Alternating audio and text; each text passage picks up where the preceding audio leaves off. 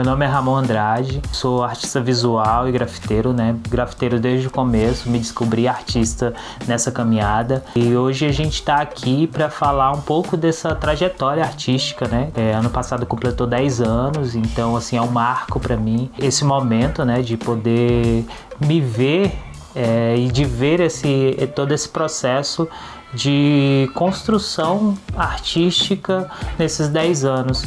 Acredito que o início de tudo, né, vem dos desenhos que eu fazia na infância já, né? Eu acho que isso já era meio que uma influência para mim no momento que eu descobri o grafite, que eu descobri o movimento hip hop. Então, assim, eu acho que não tem como falar de 2013 que eu comecei a pintar em si sem esse pré, né? Eu lembro muito no meu ensino fundamental e médio, meu irmão trabalhava numa empresa que fazia banner, então ele trazia muitos adesivos para casa, né? E eu lembro de, nessa época, já riscar algumas coisas, recortar os adesivos, colar um por cima, fazer uns stickers para mim, levar para escola. Então, assim, já tinha um pouco ali da estética do grafite, que eu acho que foi na mesma época que eu conheci as revistas, né? A revista Grafite Brasil. Então, eu pegava a referência dessas revistas e colocava no papel. E aí todo esse processo foi acumulando ali, foi gerando interesse, né, em mim. E em 2006 eu lembro que eu tive a primeira experiência assim com spray. Por mais que eu não considere que foi o meu início no grafite mesmo, mas eu tive a minha primeira experiência com spray, que foi de riscar algumas letras e de colocar essas letras no muro, mas que ficou ali naquele momento ali só. E aí em 2013 que eu retomei essas ideias, né? 2013 foi o marco, assim, desse início mesmo, que eu coloco como início, porque foi o momento que eu vi que eu queria ir pra rua para intervir, né? Foi quando eu conheci a Raquel Bralo, daqui de Lusiânia, e a gente meio que tinha interesses em comuns de fazer algo que pudesse intervir e transformar a cidade, né? A gente sempre teve essa visão de que Lusiânia tinha poucas ações culturais, né? Então a gente tinha esse interesse meio que de, vamos fazer alguma coisa. E aí a gente começou a ir pra rua. E aí a princípio a gente começou pintando umas bocas de lobo, fazendo algumas intervenções ali no centro mesmo. E essa primeira intervenção que a gente fez até teve um burburinho da galera falando um pouco. E aí a partir disso que veio todo esse start para começar, não, vamos fazer mais. Final de semana vinha e a gente tava na rua fazendo, aí outro final de semana vinha, a gente tava novamente e aí continuou assim. Então, nessa época de 2013, eu era basicamente ajudante da Raquel, né? Raquel tinha toda a expertise, a capacidade técnica de desenvolver desenho, a parte criativa era toda dela e eu vinha só com a parte de, vamos pintar aqui, eu pintava uma coisa ou outra. E aí com o tempo eu fui criando coragem de desenvolver mais meus trabalhos, né? Uma pessoa importante nesse processo também, acredito, que foi o Alex, né? Lá de Valparaíso, que final de 2013, início de 2014, Raquel já conhecia o Alex e aí acabou apresentando pra gente e aí a gente começou a fazer alguns projetos em parceria, né? Então a gente organizou uns eventos em Valparaíso, então assim, esse evento em Valparaíso foi basicamente o primeiro evento que eu tive acesso, assim, depois de 2006 que eu tive acesso a spray. Então eu vi que não era assim tão simples e tão fácil quanto eu pensava, sabe? E que assim na minha cabeça era muito mais simples de desenvolver, mas na hora de apertar o spray ali, o traço não ficava legal. E aí essa necessidade de melhorar foi me fazendo com que assim, eu via que não estava legal do jeito que eu queria e isso foi me fazendo ter interesse em buscar melhorar o meu traço. E aí, assim, eu acredito que o tempo fez com que isso fosse possível, né? Porque, assim, com a frequência que eu pintava, eu lembro que nessa época teve um colega que falou que, você ser bom é meio que você tem que ter horas lata, sabe? Então, quanto mais você aperta o spray, mais você tá pintando com o spray, mais seu traço vai melhorando. E aí, esse foi meio que o caminho que eu segui para melhorar o meu traço, para estudar mesmo, e comecei a desenhar com mais frequência. E só que nessa época assim, eu dividia muito a minha vida, né? Porque eu tinha um trabalho CLT ali, né, que eu, na época eu fazia o curso de engenharia civil e já trabalhava na área e dividia isso com os finais de semana pintando fazendo grafite. Então assim, era muito dividido essa vida, né, era uma dualidade ali entre o trabalho CLT e o grafite na minha vida nesse momento. E aí quando eu encerrou meu contrato de trabalho, eu pensei, será se realmente essa área, esse caminho da engenharia é algo que eu quero? O grafite já está me ocupando muito espaço, eu amo fazer isso.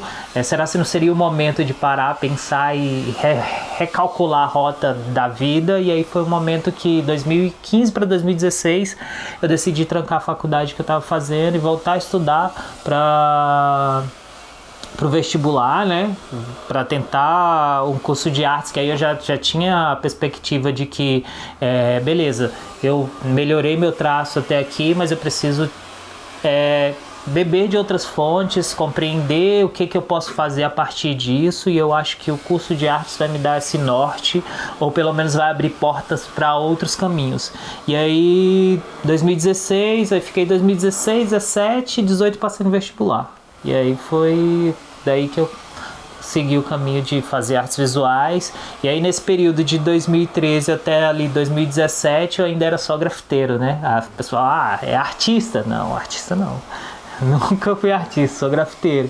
E aí eu fui descobrindo que, assim, você tem as intersecções e que uma coisa não anula a outra, que ser grafiteiro é ser artista é ser grafiteiro, e as coisas vão se misturando ali no caminho. Eu acredito que a UNB me trouxe essa possibilidade de pensar o meu trabalho, não só esteticamente, mas tipo conceitualmente também. De, beleza, eu sou artista, eu pinto na rua, mas é só esse caminho que eu posso seguir.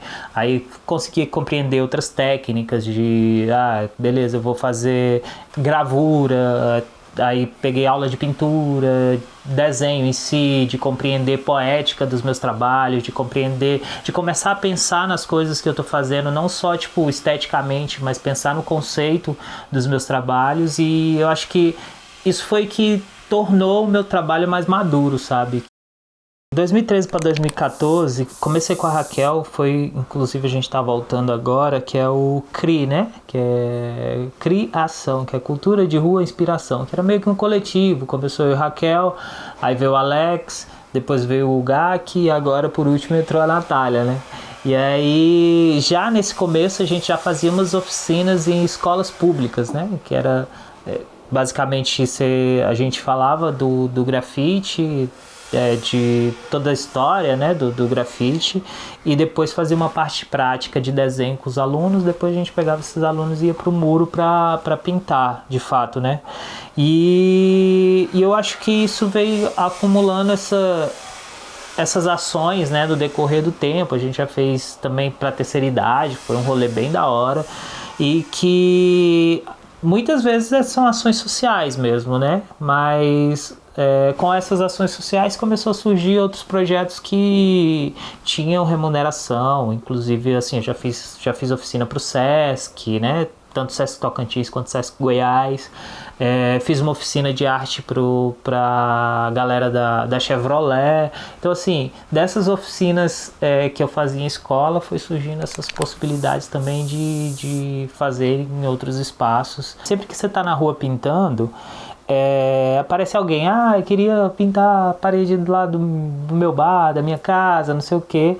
E aí, assim, é sempre um trabalho comercial, mas sempre direcionado, sabe?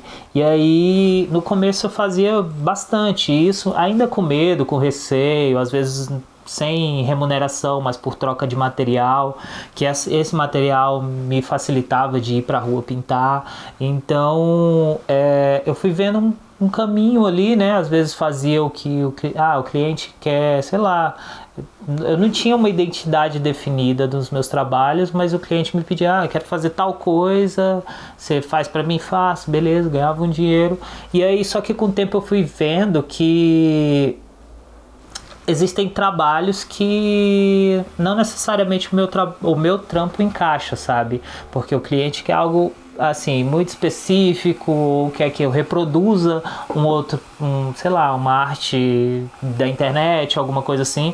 E aí eu fui vendo que esse não é o caminho que eu quero seguir. Eu acho que é mais interessante eu colocar a identidade nos meus trabalhos. Sempre que a galera me procura, eu tento criar algo específico para aquele espaço, porque eu acho que isso faz com que o cliente saia satisfeito tendo algo único ali seja, sei lá, no restaurante, na casa ou num caminhão dele.